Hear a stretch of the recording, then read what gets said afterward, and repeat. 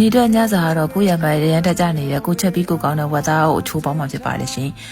ထမင်းပေါင်းနဲ့ပဲပေါင်းတာကိုကဒီလိုမျိုးဝက်သားလေးပေါင်းစားမှဆိုလို့ရှိရင်ဒီလိုမျိုးတစ်ထုပ်ရှိရလို့ရှိရင်လောအဆင်ပြေတယ်တိလားသူ့တယ်မှာဘာလေးပါလဲဆိုလို့ရှိရင်တစ်ချဘိုးကောင်းနဲ့ငရုတ်ကောင်းတခြားနဲ့တခြားရတာမဟုတ်လဲပါပြီးသားပေါ့နော်ဝက်သားလေးကိုရေစိတ်ထားတဲ့ဝက်သားကိုဒီအမှုတ်လေးနဲ့ခါနဲ့နေပြီးလို့ရှိရင်9မိနစ်လောက်နှိုက်ထားမယ်ပေါ့နော်မနေခင်မှာဒီပန်းကတ်တဲ့ရဲ့အနောက်လေးလည်းထည့်ပါတယ်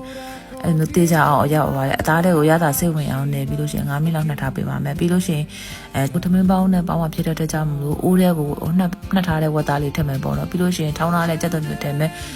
ဂျင်းမရှိတဲ့ကြောင့်မို့ဂျင်းအမှုတ်ကိုပဲသုံးထားတယ်ပေါ့နော်အနက်အတွက်ပေါ့နော်အဲ့ဒါလေးတေးကြနှက်စအောင်နေပြီးလို့ရှိရင်သမင်းပေါင်းတော့ရီလေးဆက်လေးထည့်ပြီးတော့ပေါင်းထားလိုက်မယ်ပေါ့နော်ဒါကကြတော့ဝက်သားတဲ့ထည့်မယ်ကြက်ဥပါကြက်ဥကိုအယောင်တက်ကိုဒီပန်းငယ်ပြရေးအနောက်မှာပေါ့နော်နည်းနည်းလေးနေထားလိုက်မယ်မချက်ခင်အာလူးလေးလည်းရောက်မယ်ပေါ့နော်ခုဆိုလို့ရှိရင်ဒါတရေဆူလာပြီပေါ့နော်ဆူလာပြီဆိုလို့ရှိရင်အာလူးလေးကိုထည့်မယ်ရေဆက်လေးထည့်မှာပေါ့နော်အာလူးလေးကိုထည့်ပြီးလို့ရှိရင်နေပြီးတော့ရေလေးနည်းနည်းအာလူးမျိုးတည်းထည့်ပြီးလို့ရှိရင်ချက်လိုက်မယ်ပေါ့နော်ပေါက်လိုက်မယ်ပြီးလို့ရှိရင်ဆူလာပြီဆိုလို့ရှိရင်ကြက်ဥကိုထည့်လိုက်မယ်ပေါ့နော်ရတာလေးဝသားပေါက်တစ်မျိုးတည်းဖြစ်နေတော့ထိုင်ဝမ်မွန်ကြီးလေးကိုကျက်သွန်ချူနဲ့ရေသီးစေးလေးမညက်ညက်ထောင်းထားတာလေးနဲ့ရောပြီးတော့အရွက်ကြော်တပွဲပေါ့နော်ကြော်လိုက်ပါတယ်စိတ်စိတ်လေးရပါပြီ